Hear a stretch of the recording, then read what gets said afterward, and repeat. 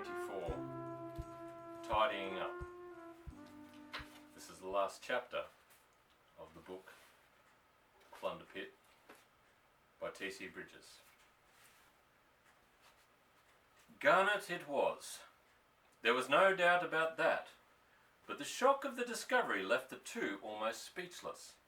Wanda was the first to recover. "This explains a lot," she said. "Now we know how Jan was got out of the house and Jake let in. Chad," she added angrily, "is worse than Torgan." It was at this moment that Chad noticed signs of Garnet returning to life. At once he was his practical self. Spotting a silk handkerchief sticking out of Garnet's pocket, he took it, rolled him over on his face again and tied his wrists firmly. With a second handkerchief he made his ankles fast. He had just finished when Garnet's eyes opened and he tried to move. "I'd keep still if I were you," Chad said curtly. "You're pretty near the edge." He left him and set to work to make Torgan safe. He was still insensible. "Now for Clive and Jan, Wanda," he said, as he pushed the plank back into position. "You're not leaving me here in the dark," said Garnet. "We certainly are," Chad told him. "Keep quite still and you'll be all right. If you move, you'll save the police a lot of trouble." Another minute, and he and Wanda were on their way down to the plunder pit. "You got them both?" exclaimed Clive when he heard what had happened. "All three," Chad told him. "Garnet's one of the gang." "Didn't know how like that man," said Jan, who by this time was recovering from his fall. "It's a rum business," Clive added thoughtfully, "but you and Wanda have done fine, Chad." He paused. "Better get back to the house, hadn't we? There'll be a lot of ends to tidy up." "A lot," Chad agreed. "Come on." Wanda led the way with the light. Chad and Clive, one on each side of Jan, helped him along. The secret door was now wide open, and the first thing they saw when they reached the cellar was a number of sacks bulging with tarnished plate. "All old stuff," said Clive, who knew something about plate. "That silver is pretty well worth its weight in gold." "Oh, boys, and you've done it all," said Wanda with a little choke in her throat. And she raised her voice. "Dad, it's Wanda, and the boys, and Jan. We're all right. You can let us through." After a little delay, the door at the top of the steps opened, and poor Mr. Herriot went quite white when he saw the battered procession emerge. Rachel grabbed Jan and hugged him. "My poor old man," she said. "You come all along up and I'll soon put you right." Then to the others, "The kitchen fire's burning and there's water boiling. Make them some tea, Miss Wanda. I'll be down soon." Over cups of hot and welcome tea, Mr. Herriot heard the story of the last hour. "Garnet in this too," he exclaimed. "It's hard to believe that any army man could belong to such a pack, but one thing is certain, I'll never have any more paying guests," he declared with unusual energy. "You won't need to, sir," Chad assured him.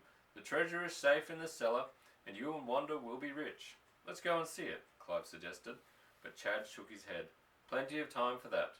What we have to do is to fetch the police and give those three fellows into custody." "And I hope Sergeant Eve will be grateful," said Wanda, tossing her head. "Well, you have done what he couldn't do," Mr. Herriot said quite briskly. "The next question is, how are you going to get to Bullport? It is unfortunate that we have no telephone." "We'll use Torgan's car, sir," Clive told him.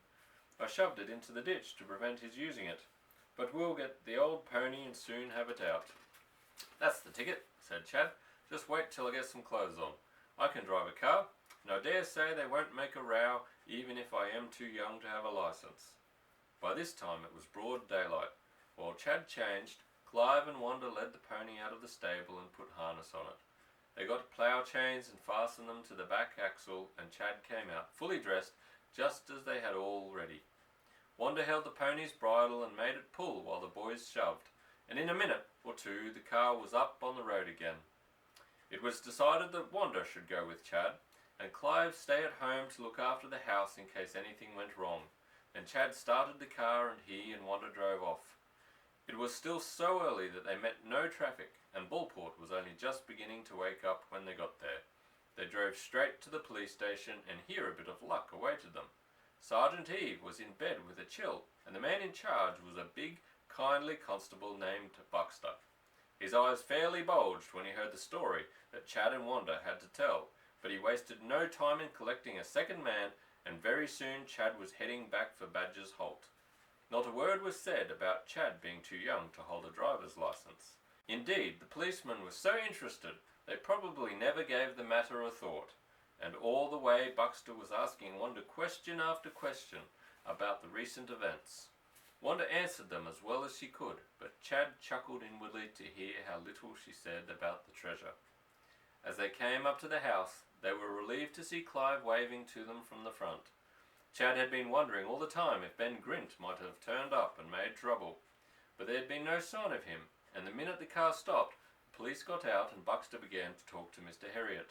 Clive drew Chad aside. "I've covered up the plate sacks," he told him.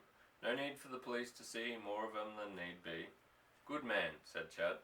Then Mr. Herriot called him, and he and Clive took the police down through the cellar and on through the passage to the place where the prisoners had been left. Buxter handcuffed Torgan and Garnet and took them out. The others sighed with relief as they saw the car with the prisoners drive away. Then Rachel called them all to breakfast. It was the cheeriest meal since their arrival, and the cheeriest of the lot was Mr. Herriot, who seemed to have grown 10 years younger since the dread of losing his beloved home had been lifted. "The only trouble is that I'm afraid the state will take at least half of the treasure," he said, but Clive reassured him. "Dad's a barrister," he said, "so I know a little about that sort of thing. The plate isn't a treasure trove because it belonged to your ancestor. I expect they'll make you pay inheritance duty, but that's all." "I shan't grudge that," said Mr. Herriot with a sigh of relief. "The thing I would suggest is that you boys have a share of it." "Of course," cried Wanda, but Chad waved a hand. "Nothing doing, sir. Thanks to our people, we're all right. We'll take our share out in fishing for your trout. We haven't had a chance at them yet." "You shall have all the trout in the river if you can catch them," Mr. Herriot promised. "And you can take your time about it, for you can't leave yet. You'll be needed to give evidence, remember." "Splendid," cried Wanda. "I hadn't thought of that. Then you'll stay the rest of your holiday?" Clive chuckled.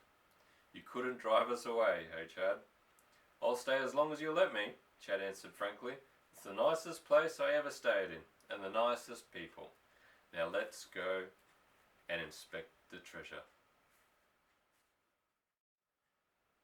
Oh, for a book and a shady nook, either in a door or out, with the green leaves whispering overhead, or the street cries all about, where I may read all at my ease, both of the new and old, for a jolly good book whereon to look is better to me than gold. That's the end of The Plunder Pit by T.C. Bridges. I hope you've enjoyed it.